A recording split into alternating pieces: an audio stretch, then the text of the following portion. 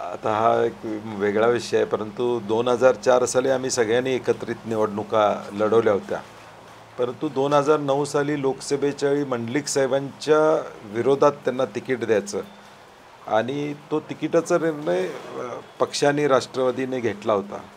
परंतु तो निर्णय मी घेतला असं त्यांना सांगण्यात आलं आणि मी त्या संदर्भातला पुढाकार घेतला, कारण की आम्ही 5 वर्ष एकत्र होतो. त्यामुळं मी तसा निर्णय घेणं शक्य नव्हतं.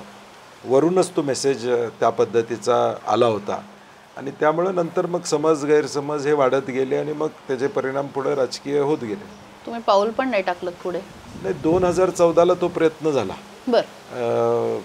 हसन मुश्रीफ आमच्या जिल्ह्याचे नेते म्हणून त्यांनी पुढाकार घेतला आणि 2014ला लोकसभेला आम्ही काँग्रेस राष्ट्रवादी, महाविकास आघाडी नाही, काँग्रेस राष्ट्रवादी म्हणून त्यांना लोकसभेला पाठिंबा दिला. आता isakal.com आहे देशातील नंबर 1 ची मराठी न्यूज वेबसाईट. प्रत्येक अपडेटसाठी isakal.com ला नक्की भेट द्या.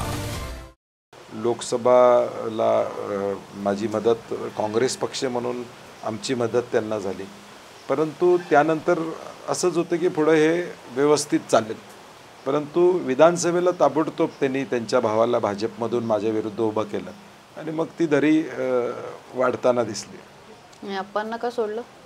हां, अप्पा महाडिकांना का सोडलं? म्हणजे ते गुरु नाही, होते, एक फॅमिली फॅमिली एकच आहे. शेवटी त्यांच्या मार्गदर्शनाखालीच ही मंडळी सगळी काम करतात. कॉमन फ्रेंड असतील ना तुमच्या दोघांमधले, म्हणजे राजकीय असतील आणि वैयक्तिक असतील, मग तेही असे स्प्लिट झाले असं काही अनुभव? नाही, बऱ्यापैकी तसं होतं, कारण की शेवटी कोल्हापूर हे शहर लहान आहे आणि अनेक वर्षाचे संबंध असले तरी शेवटी हे राजकीय वैरत्व इथपर्यंत गेलं होतं की मग ते सगळीकडेच त्याचे परिणाम पाहायला मिळाले.